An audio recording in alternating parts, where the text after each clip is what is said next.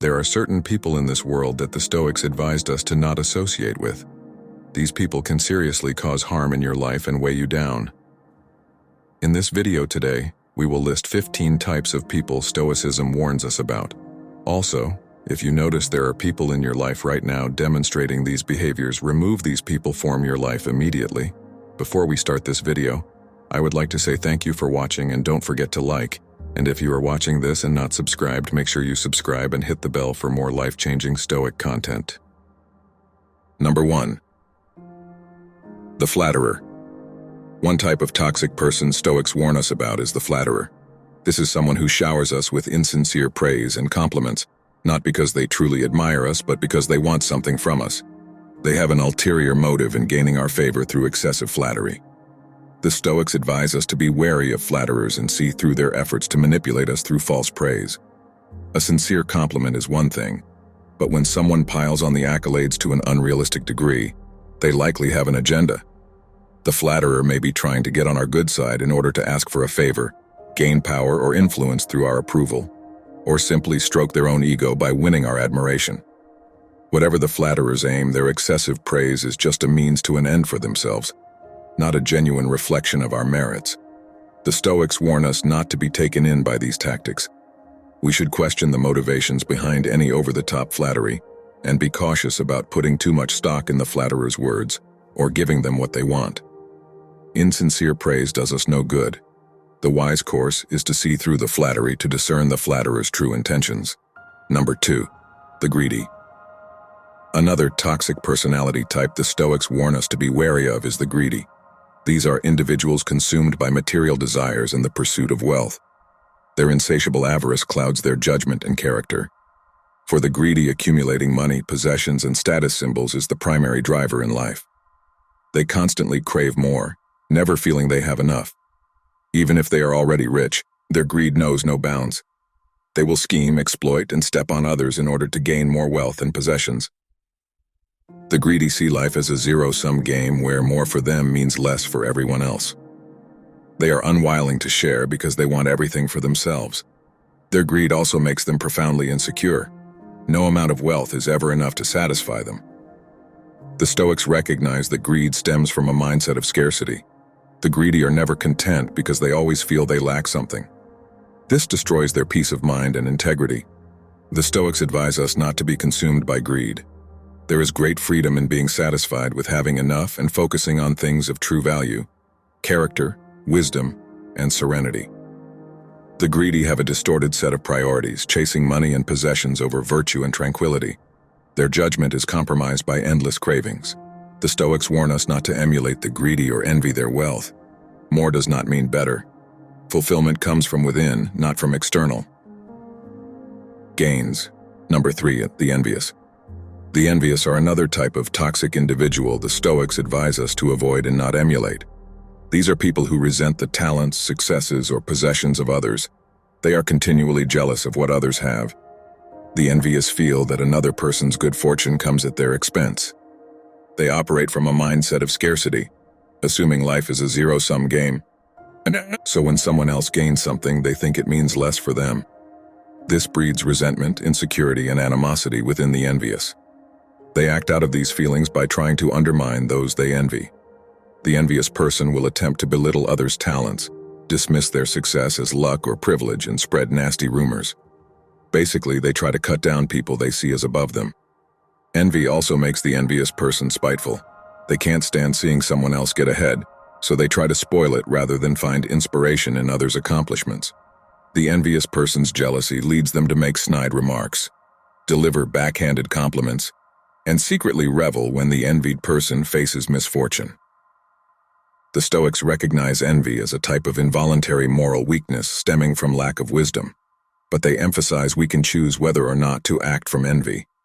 The wise course is to view others with goodwill and celebrate their successes, not resent them. We should be inspired by others' talents to cultivate our own virtues rather than falling into envy's trap. Number 4. The angry. Another problematic personality type the Stoics warn about is the chronically angry person. These individuals are prone to frequent rages, bitterness, and desires for revenge. Their temper overpowers their reason and judgment. The angry person is set off easily by minor provocations, real or imagined. They tend to view others' actions and words in the worst possible light and are quick to take offense. They carry grudges over long periods, refusing to forgive or let go. Stoics saw the roots of anger as thwarted desires and a sense of helplessness. The angry person feels they are not getting what they deserve from the world. This breeds resentment and the urge to lash out. Rage and retaliation become their way of asserting control. When gripped by anger, the angry person cannot think clearly or act constructively. Their temper clouds their faculties of reason. They are likely to speak harshly and act impulsively based on their bitterness, making the situation worse, not better. The Stoics advise us not to emulate the angry. Though anger may arise involuntarily, we choose whether to act from it. The wise course is pausing for perspective when we feel provoked. Getting swept up in anger only poisons our own lives. It is better to act from reason and self-control, not petty grudges and resentment. As Epictetus stated, any person capable of angering you becomes your master. Number 5, the complainer. The chronic complainer is another tiresome personality type. The Stoics warn us to avoid emulating. Complainers are perpetually negative, criticizing and moaning about their circumstances. They spread gloom rather than light. The complainer finds fault with almost everything: the weather, the government, their job, their relationships. Minor imperfections loom large as massive grievances. The complainer's attitude is, nothing is ever good enough. Rather than take constructive action, the complainer just whines. They play the victim, acting powerless when they could take steps to improve things. The complainer craves others' sympathy and tends to broadcast their grievances widely to get attention. This breeds negativity that drags down themselves and those around them. Complainers don't realize their venting just reinforces their unhappiness. It becomes a toxic mindset. As Epictetus stated, if you wish to improve, be content to appear clueless or stupid in extraneous matters. The Stoics teach us not to emulate the complainers. Though we may face difficulties, we only make things worse for ourselves by excessive lamenting. It's far wiser to focus on making the best of what we can control, taking constructive action rather than wallowing in negativity. Hardships are inevitable, but we decide whether we meet them with wisdom and resilience or futile complaints. Number 6, the self-pitying. Another tiresome personality type.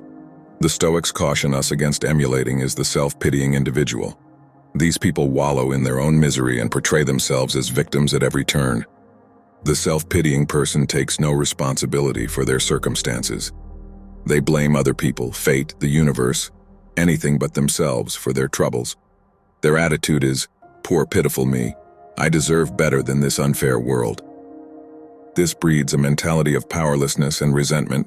The self-pitying individual expects others to coddle them and make things right. They broadcast tales of woe to elicit sympathy and reassurance they are not to blame. But this actual why keeps the self-pitying person trapped.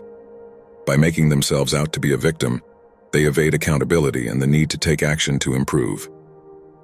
Their self-absorption crowds out compassion for what others may be dealing with. The Stoics warn us against the mindset of self-pity. They advise taking a balanced view of life's ups and downs rather than wallowing when faced with adversity.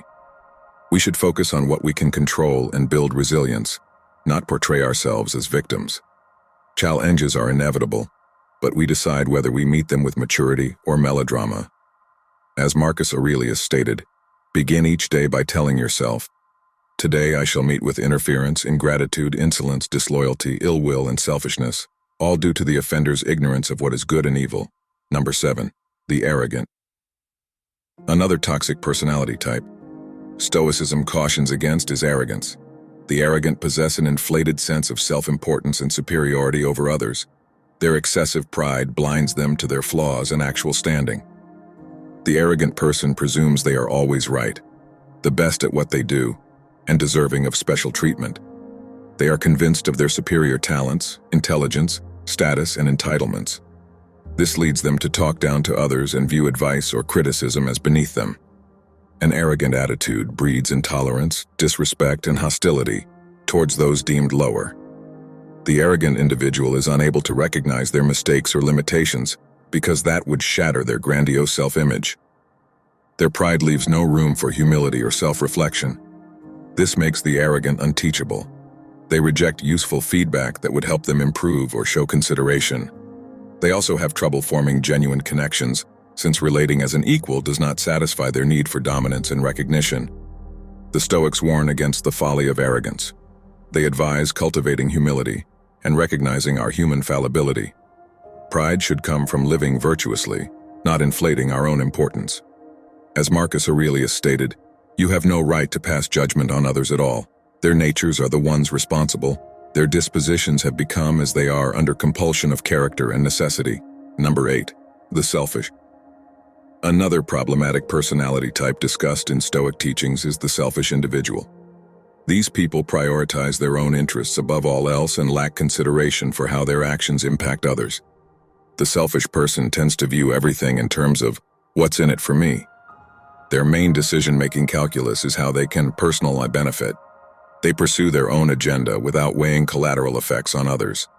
This leads the selfish person to take advantage of people, ignore others' needs, break promises, and shirk duties that do not immediately serve them.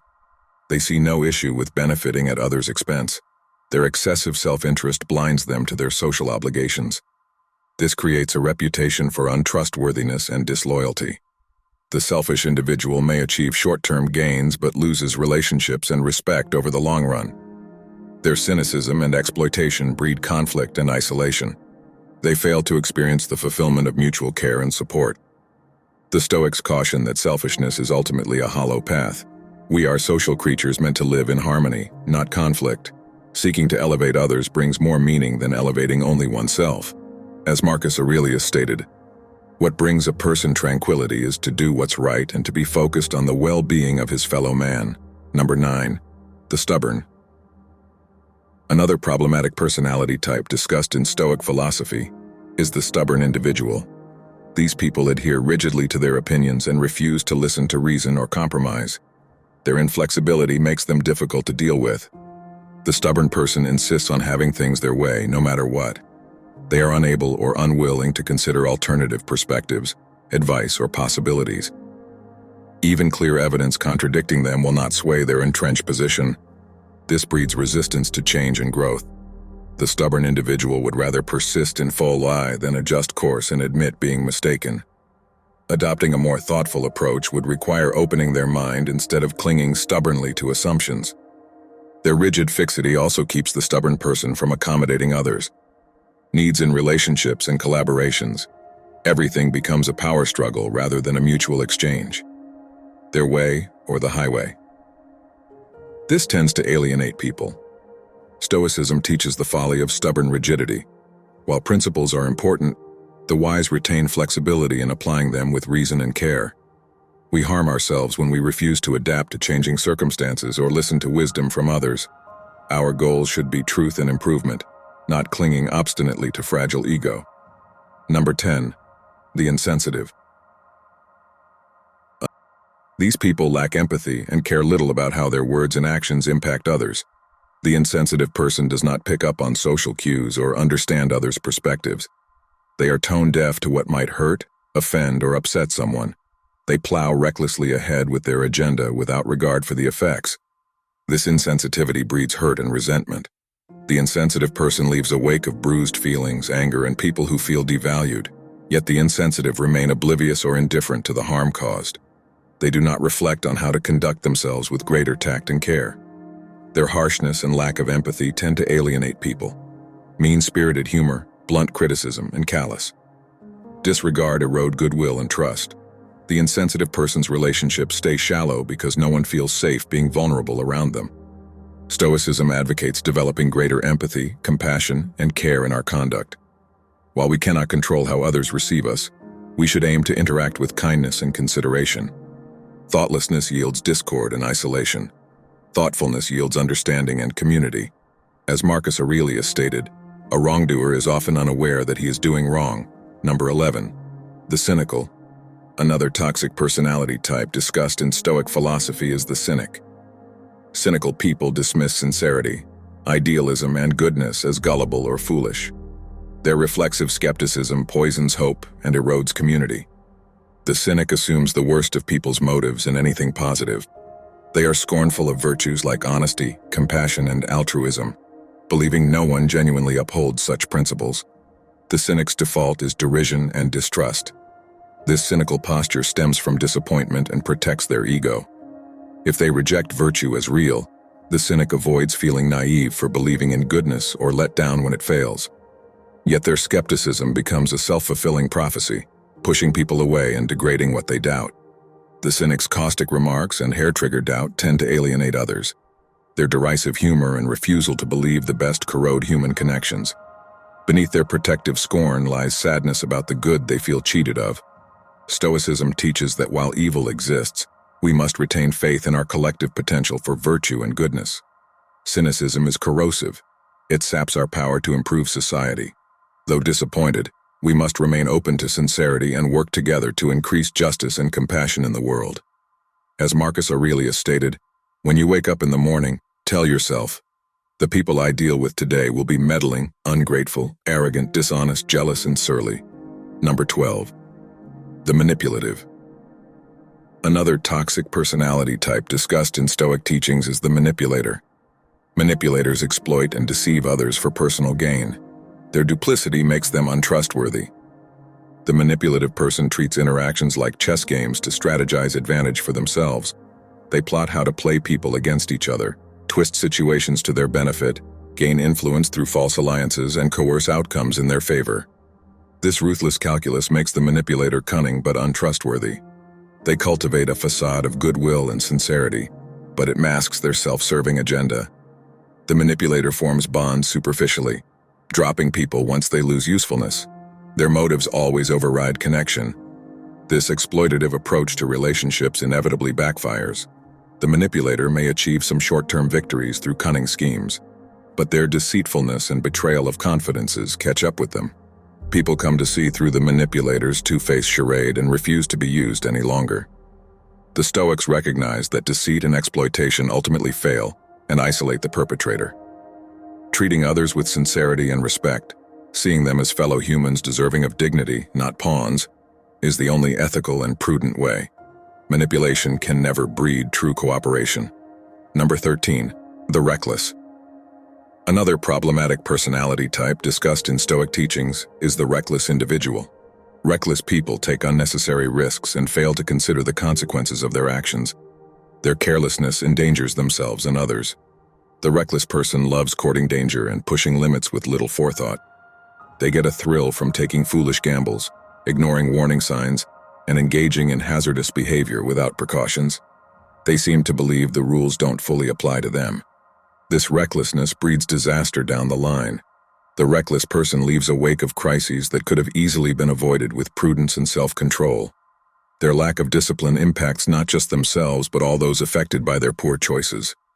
Yet even when their recklessness causes harm, the reckless individual fails to learn.